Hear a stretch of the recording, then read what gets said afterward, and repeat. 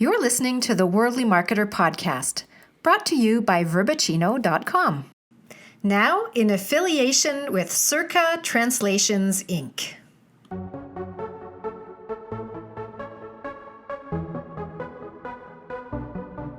Welcome to the Worldly Marketer podcast. I'm your host, Catherine Bussman. In the digital age, even small brands can build a worldwide customer base. If you've been thinking about expanding your business into foreign markets, but you're not sure where to start, this is the show for you.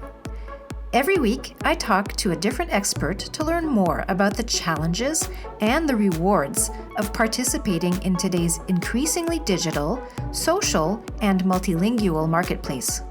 Join me as I explore this brave new world of global possibilities.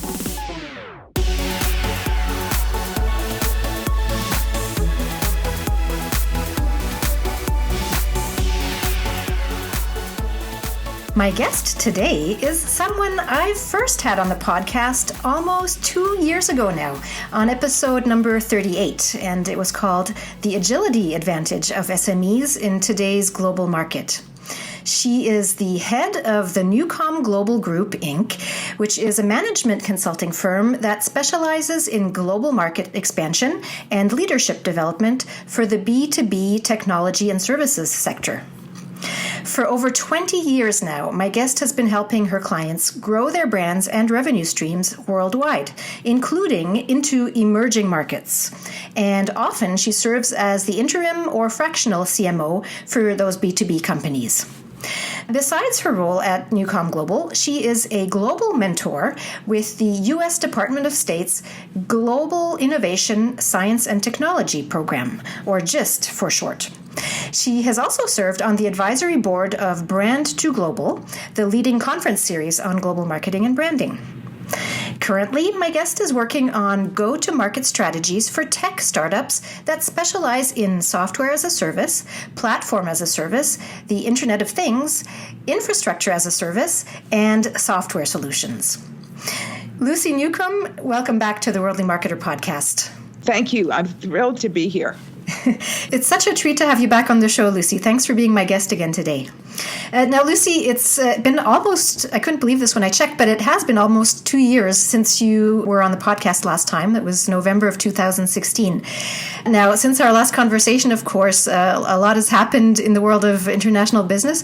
But let's talk about you. What new projects have you been working on, without necessarily naming names? Thank you very much. Well, as you mentioned, I've been doing a lot of work, as I have been over the years, with B2B companies. That's really been the thrust of our business and my expertise from the beginning. And I've been spending particularly more time with B2B, what are known as pre-invested companies, sort of pre-seed, Series A, which of course is an invested company, really early stage entrepreneur endeavors that are creating some amazing innovations. I'm always the one that is working on the go-to-market strategy, the revenue strategy. And although I'm not a fan of building global from the beginning, I am a fan of thinking global from the beginning. So it's a wonderful chance to talk with you today. And the other thing I'm doing a lot of these days is sort of a closet initiative, you might say. I've published some blog posts on LinkedIn, et cetera, on staying global. Because of our current environment, there tends to be a hesitancy to continue to expand and even a desire to withdraw. And so as we talk about this further in our conversation, I can highlight more. But I think there are some really good strategies that allow one to keep the baby while dispensing of bathwater if necessary. So, we may not be able to accelerate global expansion the way a lot of us were excited to do a couple of years ago, but there are definitely strategies for staying in the market and even scaling more modestly, I'd say. So because most of these things are ultimately cyclical and going to market globally is so expensive, in many ways, I think that there's lots of opportunities to talk about staying global, as I'm sure you do too with your business, Catherine, and Global Market Podcast. Mm-hmm. Now, in the introduction, I mentioned that you have been a global mentor and continue to be a global mentor with the U.S. Department of State's Global Innovation, Science and Technology Program. Tell us a little bit more about that.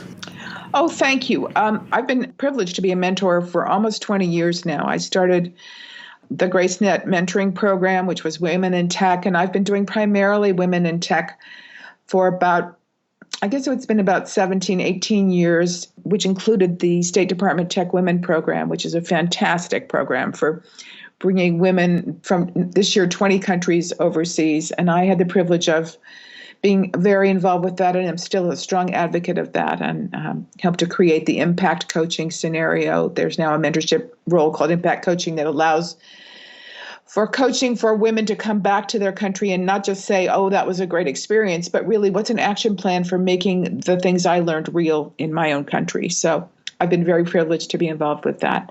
In the GIST program, it's a little bit looser. It's not really hands-on mentoring and coaching as much as more true mentoring of being a guide to those entrepreneurs who are competing in the GIST competitions, particularly, as was my good fate, for the Global Entrepreneurship Summit last year in Hyderabad, India.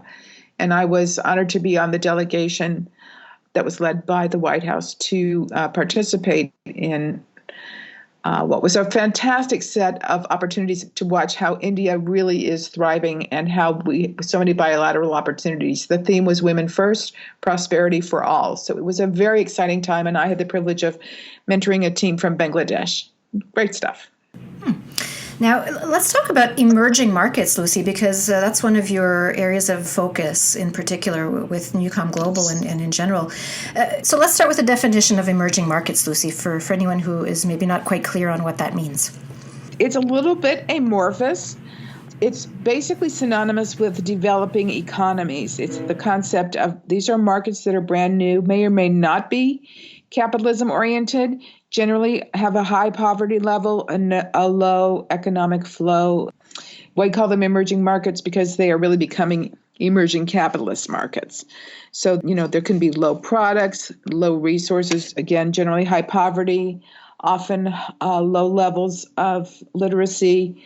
I'm being broadly general. And the most important thing, there's several important things, but one of them in particular is when we talk about emerging markets, it's an incredibly wide range. Emerging markets started out, they were called the BEMS, the Big Emerging Markets, and that was in 1995 by the U.S. Department of Commerce. Actually, the BEMS were specific countries, but in general, when we talk about emerging markets, the challenge is that we lump in an incredible amount, really a plethora of countries that could not be more diverse. You have China and Argentina and South Africa, and they're very different. And so I think the first thing to talk about when we're considering global markets expansion into emerging markets is how vastly different they are. Mm-hmm. So emerging markets can refer to different regions and different countries at different points in history, but which countries or which regions are of particular interest to you these days? And where do you see the greatest opportunities, depending on the industry sector, of course, but for a North American business that is looking to expand internationally, what are some of those markets that are on your radar right now? Well, I think there's a couple of things to note. Emerging markets are always volatile. If you're new to global marketing, emerging markets is the deepest end of the pool you can imagine. And so it's not a place to start out. It's definitely not for the faint of heart. And right now, that is even more true because with the geopolitical situation, and we'll talk more about that, and with a number of other aspects, the so-called trade wars, etc., emerging markets are even more volatile and high at risk. In general, emerging markets are a long-term play. There's definitely no quick buck to be made. And right now, the risk-reward scenario, as I was mentioning, is even higher on the side of risk than it has been in the past. So very volatile, Catherine. And ever since we started talking about this a few weeks ago, there have been a number of changes and developments. So it's very much a laboratory environment. That's personally why I find it exciting, although I wouldn't have my entire income riding on it for the same reasons. So in terms of things that are thriving for North American exporters, it's, again, very hard to generalize across all of the markets, but in really broad brush strokes, infrastructure is always going to be an issue. Even in the larger markets like China and India, there will always be rural areas, Africa in large measure. I'm not as familiar with the LATAM countries, but probably countries that are more in the emerging markets sector, Colombia, etc., Brazil, probably have areas that require infrastructure. And by that, I mean roadways, healthcare, hospitals, things of that nature. You want to make sure that banking is included as a key element of infrastructure. Right now, banking in Africa is going great guns because it's fueling a lot of technology, but it's also fueling a lot of the infrastructure developments. And so many countries in emerging markets are rich in natural resources, raw goods. The challenge is making them into finished goods that are acceptable in the rest of the world markets. Mm-hmm. So that is in broad brush stroke. I mean, unfortunately, with emerging markets right now, there's a lot of volatility and decline, and it's sort of chicken and egg because people get extremely nervous when things are volatile and perhaps pending investments might go a different direction. All of the global business right now is kind of a little bit on edge. So if you happen to have a business like an insurance business, a liquidation business, I hate to say, businesses that talk about hedging risk and working on the downer sides of the market might also do well. But in general, infrastructure, banking, cement, water, telecoms, those tend to go very well in emerging markets. And then as those get built out in the cities, we could start to look at second tiers. But there's probably plenty of rural areas where those still need to be developed. That's a broad brush, Catherine. Mm-hmm. Now, as you say, entering emerging markets is definitely not for the faint of heart, and there's lots of volatility that you have to be willing to stomach in order to make a go of it. But what is the argument in favor of expanding into those kinds of markets, in the right context with the right kind of product or service?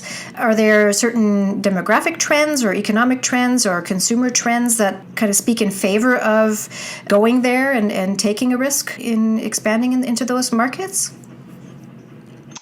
I'm mostly a business-to-business marketer, but if you're in consumer marketing, there are opportunities. I think the important thing is not to confuse size of population with purchasing power. China and India are huge. Whether they have the ability or the desire to buy your product is a whole other conversation. And so in emerging markets, like all marketing, but especially emerging markets, it is critical to do your homework, to really do due diligence, to really understand at a very core level, what are the cultural issues around purchasing? Again, what is the purchasing power? And then, as I touched on earlier with trade wars and so forth, what are the trade regulations? Can you get your money out? When I lived in South Africa, we happened to have had foreign exchange controls, which meant how much money I could send back to the U.S. to pay my bills was challenging. Very few of those things exist relatively anymore. But it's important to understand, can you get your money out? Because just like any investment, when you're pitching to an investor as a startup, the first question is, how am I going to get my money out? And how soon am I going to get my money out? It's not so different in an exporting scenario. Part of why it's so awesome to get business done in emerging markets and to be successful there is that there are many more hurdles, but there are also many more rewards. And the secret is really building a system that you can replicate over and over that actually marries the cultural differences, that marries the different product marketing fit, as we say in technology often. How can that all work out well? So I think we're going to touch on that a little bit further in our conversation. But there's plenty of reasons to make it work, but it is a long-term play. And right now I'd say an even longer-term play, even if you have something that can help people that are on the downside of things, like I said, like insurance, liquidation, and so forth. I think you'll see sooner or later these things are cyclical. And most emerging markets are high in aspiration for American brands and / North American brands. And so the question is, which brands will make a worthy fit culturally, financially, for the long term, et cetera, to have a real sense of criteria around that, almost scoring those markets, really, when you're looking to go to market in emerging markets. Besides the, political and economic volatility of these markets, what are some of the other hurdles or challenges that come up for businesses that are trying to expand into these markets? Can you talk about, for instance, payment methods, very practical things like that, or even cross-cultural challenges that come up, perhaps in terms of the business culture itself? Are these some of the challenges that come up pretty regularly? And what's your experience of how North American businesses in particular can overcome those challenges?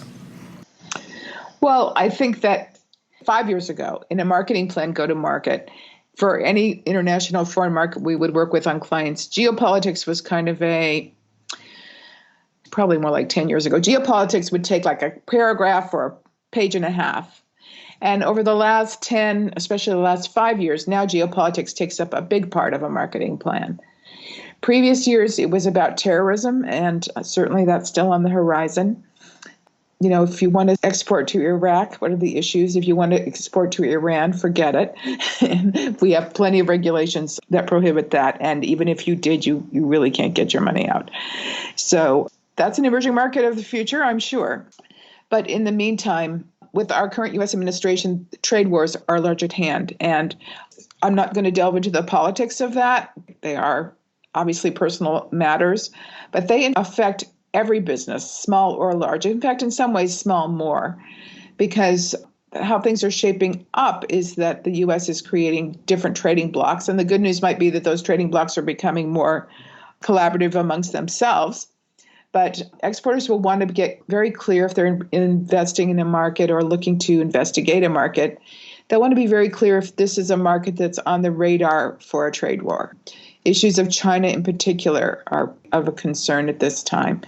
Brexit has some new challenges. Even Canada and NAFTA at the moment have some challenges. So that used to not really have to be even a consideration going into or exploring the potential of a new market, but now it is. And so that for emerging markets even more so, because even emerging markets depend on one another. How many emerging markets sell to China? How many sell to Japan? And so it's an interesting thing that, for better or worse, it connects all businesses globally and even emerging markets among themselves.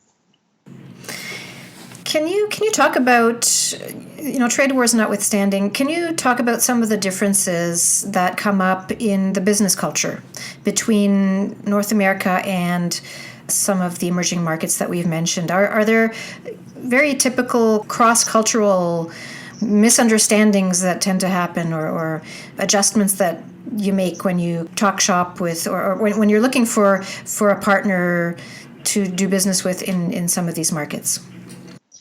Well, sure. I think those are two slightly different things. So I'll take them one at a time. It is extremely important. And I think in business, Global Business 101, we often talk about, not imposing the American way. And yet it's so easy to do. And so when we look at a particular culture, I think the number one thing is never have assumptions. Even in Canada, even in England, a rubber in England means something very different than it means in America. So it's really important never to have assumptions. And also, similarly, not even to go on old information about a market you think you know, because things can change awfully quickly. So really, again, do your homework, make sure you understand the cultural nuance as well as, sort of the ongoing things. If a country is practicing Sharia law, often businesses are closed on Fridays, for example. That's something to be aware of, both in terms of scheduling something as simple as a business meeting or whatever particular GTM plan you might have. It's critically important to understand some very basic levels. I personally rely on an oldie but goodie by Edwin Hall called Beyond Culture, published in 1976, where he talks about, in a very broad brush terms, high context culture and low context culture. And we're all familiar with, or at least most of us are familiar with, the Asian idea that, you sort of get acquainted and then you do business. And that's often true in the Middle East and some other countries. And in America, it's the opposite, right? Just, let me know if you're worth my time and then I'll be your friend. And so just those two intrinsically a head-on collision in approaches, just getting an understanding of which side of the table your particular partner or prospect is working on will help immensely. How I generally characterize it is that in one, the deal drives the friendship, and the other, the friendship drives the deal. So in China, there's special terms for that as well. We want to be very clear in which context we are operating, high or low context cultures, because that will determine so very much of what happens next. And the other thing would be related to that is making sure that you really have translated your names. And this is really sort of almost cliche. It's so classic, and yet it still happens, about the Nova that was exported to Spanish countries, I guess in LATAM. And of course, that means don't go. And so no one's going to buy a car that is named Don't Go. And the classic, I think the most funny one, is the Chinese hotel of a 5-star quality and has a lovely engraved card in every restroom that says, all of this water has been passed through every senior manager of this hotel. I hadn't heard It's that a one. little connotation that I think was intended. So those kinds of things, and my personal method is to take a translator, two translators, one in and one out, to make sure that what was said is correct and what was heard is what was intended. So those little things can still happen, especially if we're rushing. In tech, we rush a lot. So, not casting any aspersions, but I think there's infinitely more details involved in global marketing and especially in emerging markets, to answer your question. You're talking about marketing, which brings me to my next question. When it comes to marketing to consumers in emerging markets, rather than other more established markets, are there certain strategies that you've seen work particularly well that you might not think of as a North American-based business because they are more relevant in emerging markets? And can you give us some examples of campaigns that you have been involved with or that you've witnessed as an outsider that didn't really work the way they were intended? I mean, you've given a couple of examples just now, but where it was basically a case of we didn't do our homework and that's why this is not taking off the way it was supposed to, because in an emerging market of all places, this is not going to work. Beyond, bad translation. Are there some examples that spring to mind? What I'll say is, again, to go back on the assumptions and just to be really clear, you understand the most basic parts of the market.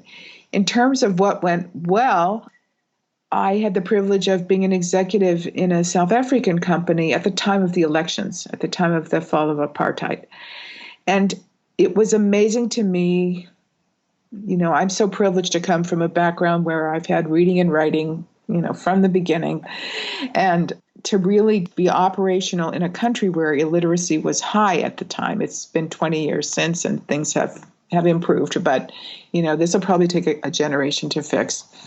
And so the ballot, for example, for electing Madiba, the president, Nelson Mandela, had photographs on it, or people wouldn't know how to vote. And this was the very first election where everybody could vote. It was phenomenal. So it was really important people got that. In commercial terms, because of illiteracy being a factor, I was an executive in a consumer goods company. Okay, normally you have lots of nice magazine pictures of beautiful things, but if people can't read, and by the way, if they're poor, they don't buy magazines. So we used radio a lot, and a lot of people used radio a lot, and that was paired with another cultural issue, which was that a lot of the population rode in what are called taxis. They're kind of like little mini vans. And there would be radio playing always. And so if you wanted to capture the attention of consumers, again, I'm mostly a B2B marketer, but that was a really good way to do it because people could hear even though they couldn't and wouldn't read. And so that was a really good way, radio ads. Now, here in America, we don't really use radio ads all that much. In business to business, almost never. And of course, consumer goods, standard consumer goods, we do, but it's followed up with, magazines and television and all that. Well, not everybody can afford television in emerging markets. The electricity alone is difficult. And so it's interesting to learn which vehicles, and again, not to have an assumption, which vehicles are most likely to reach the people you want to reach. And of course, that requires a good understanding of the personas and the customer journey in each of these markets, just as you would here. What's the customer journey look like in an emerging market? And of course, to never try to expect that what works in a LATAM emerging market will work in a European emerging market, because, Latvia and Colombia are pretty different.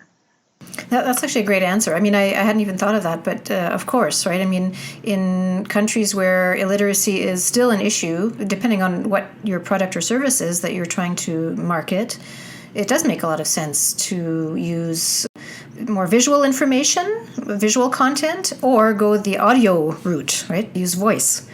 That's actually a really good insight. How important are local partners? If a North American company is looking to enter a particular emerging market, I'm assuming that one of the important first steps would be to find a local partner to help them navigate that market, someone who has very deep and broad also local knowledge, precisely for the reasons that we've been talking about. What should a business, a North American business, be looking for in a local partner? Are there some red flags that one should look for in your experience? And how do you go about finding a good local partner? Well, thank you. I think there are many ways to enter foreign markets. I talk about 5 different ones, an article that I wrote on LinkedIn about finding the right launch pad. And, it's kind of like dating and getting married, Catherine. You have to really be very sure. It's a very expensive endeavor. I highly recommend, really almost 100%, finding a local partner. Many companies try to do greenfield and go on their own and so forth, but between the cultural challenges and the sheer logistical costs, I think it makes the most sense. One of the folks that did this very well was General Motors. They ended up partnering with a local automotive company in China, and they actually took it as far as to create a unique vehicle together. And it was very successful. And, when we go back to the idea of product market fit, I would gather, I don't actually know what kind of research they did, but I would gather the local Chinese automaker was pretty clear about what was the purchasing level of people seeking cars there and what were the local regulations. Of course, just like here, I'm sure possibly they didn't have enough regulations like we do now here in terms of the environment. But all of those issues requiring local knowledge and expertise was baked in. And then, of course, they made this car, which makes it easy to determine financially, because one of the challenges about joint ventures is making sure that profits are split equitably, that there's no monies and assets being hidden, all of those kinds of things. So all the qualifications you'd normally have to do for a partner here, making sure that the books are honest, making sure that the people you're working with are forthcoming, et cetera, all of that is true when finding an overseas partner, but even more so. I'll give a little commercial here. I personally like the Gold Key service of the U.S. commercial services quite a lot. You probably have something correlated in Canada. It's a very good starting point, and they actually have background reports too that are all available for purchase now at pretty nominal fees. I personally think that an additional layer or two of scrutiny, strategy, etc. is worthwhile, so we bake them into our services and explain that's what we're doing, rather than me hire someone or myself spend a lot of time trying to qualify what they have a whole network in place to do. But I do think also it needs to be integrated into the bigger strategy of what the client or employer wants to do globally. That's excellent advice. Now, can you share some of your favorite examples of a successful collaboration between a North American company and a local partner in an emerging market? And what is it that made those partnerships so successful, in your opinion? Well, I think I'll offer one of each, because hopefully the contrast will be helpful, and I'll leave you to tell me about that. I think the GM example that I mentioned is one of the very best I've seen. And we're going to see some new things coming out now. Walgreens and Boots are doing an interesting thing. Boots being the British chemist, the British pharmacy, and Walgreens, of course, being a large U.S. pharmacy chain. And you now walk into a Walgreens and it's completely mapped out like a Boots. And yet Walgreens supposedly bought into Boots. So that is another way to expand globally. If you don't want to do a joint venture, if you're looking to test the waters, is to invest partially in a foreign company. So that's going to be an interesting thing to watch. The GM thing, as I said, I think is a big success. We learned a lot about Walmart's failure in Germany. And what really happened there was actually something that I think probably people knew might be an issue, but didn't realize it would be an overarching issue. The management was American. I wasn't there, but from my understanding, there was a complete failure to integrate the culture, that it was kind of the Americans cometh. So, right now we're seeing a lot of movement in India with various e-commerce platforms and so forth. And it's going to be interesting to see how all that plays out, because it is so critical to leverage local customs, local limitations, as well as local advantages. When I had the privilege of bringing in a Johnson & Johnson company, LifeScan, into South Africa, it was challenging because LifeScan was the number one diabetes glucose monitoring system in the world, except for, because of apartheid, South Africa. Meanwhile, South Africa was the 4th largest diabetic population in the world. So when we go back to your question about why should anyone really bother with emerging markets, well, that's a pretty good market, because although the numbers might not be strong, that unfortunately, with a condition like diabetes, you're going to have a steady stream of business for a long time. They say that it was related to the Durban area and nature and nurture, because that's where sugar canes were harvested. I'm not a medical professional. I'm just repeating what I've heard. But that was a great privilege to bring them in. And why I'm mentioning it is that in South Africa and in much of Africa, there's a tribal medicine tradition. And it's actually incredibly powerful and long-lasting. So we were able to leverage the best of the Johnson & Johnson brand, which people had read about, but, was untouchable for them, especially during all of the divestiture. And in the meantime, German companies did not participate in divestiture of apartheid, so they had come in and become big brands. So here's this little one place on the planet, teeny tiny, and otherwise number one around the world. So we brought them in and used the tribal medicine along with the award-winning brand and created the best possible scenario of, local to your home, proven worldwide. That kind of concept worked very well. So that's a long answer to your question because it's complicated. But there are ways to really marry both markets, all markets that are involved for some maximum opportunity if it's done strategically, culturally, as well as logistically. Lucie, over a cup of coffee, what would be your most important piece of advice to a business owner friend who's running, a small to medium-sized business, perhaps a tech company, and is thinking of expanding into an emerging market? What would be your number one piece of advice to that friend? Well, I think I'd have to say top of the line. Catherine, you know how passionate I am about emerging markets, so know that I'm talking to you through that lens. And I would say, probably be prepared to spend twice of what you think you're going to need to in terms of time and in terms of investment. It probably won't go that badly or be that demanding, but they're so volatile, and because they are less solid than a developed country, economically in particular, they can shake with the wind. The reason I talk about things like trade wars is they're more subject to those impacts than, economies with strong roots. So I would say just be very aware of the risk as well as the reward, and know that the reward's there, but it's going to be a long haul. And it can be a sustained haul, Colgate, Palmolive, Procter & Gamble, folks that have been doing hardcore consumer goods and brands, Johnson & Johnson, they know that's how it's going to be a long-term but a sustained brand. And if you can chart good old metrics like lifetime value of a customer, those kinds of things are going to work out well. But it's that kind of thinking, which we in America with the quarter-to-quarter focus don't always get to play to, but it really is an incredible opportunity. And for what it's worth, and it's not for everybody, but for me, knowing that we are making businesses healthy and happy, creating healthy and happy businesses around the world really uplifts humanity and societies in a whole new way. So to me, it's an incredible opportunity to do good and doing well, create sponsorships with nonprofits, create all kinds of new businesses, accelerators, startups that are often innovative branches of sustained companies. All of our companies here have them. There's no reason overseas companies in emerging markets can't have them as well. So it's an incredible opportunity to innovate and uplift, providing you have the underlying resources and infrastructure to go the distance. So it's not just that North American businesses are expanding into these new markets and maybe annihilating the local competition. It's you're approaching this as more of a collaboration with the local businesses that are already there, or the ones that could emerge as partners to the North American-based businesses.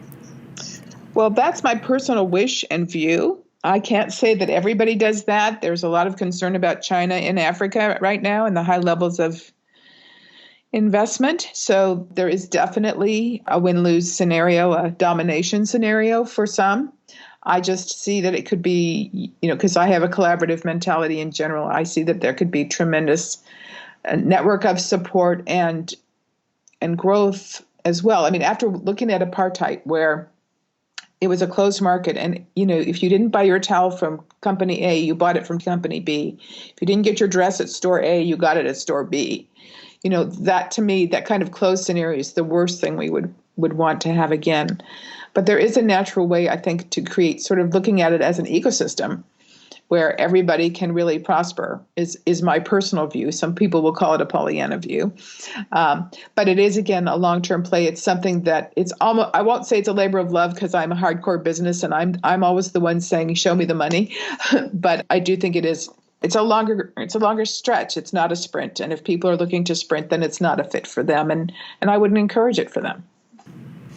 Lucie, this has been a really interesting conversation, and you've given us lots of food for thought.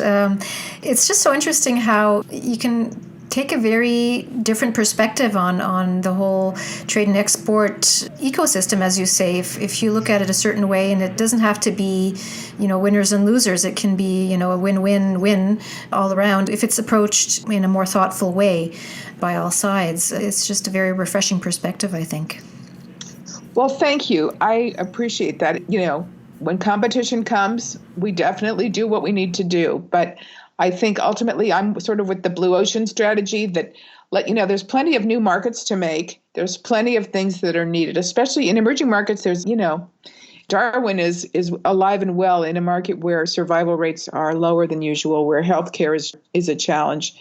There's no shortage of struggle. But I think there are lots of opportunities as a result. One just has to be prepared to be patient and enduring.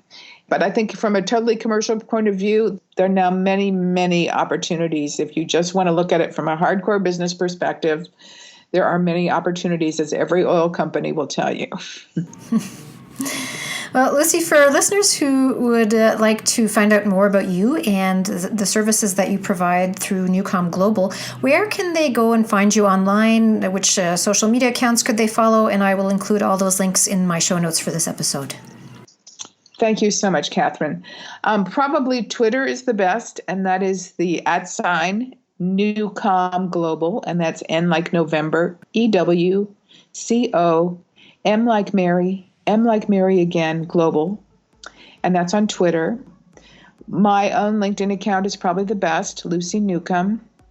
And then we have a website that is evolving, and that is www.newcommglobal.com.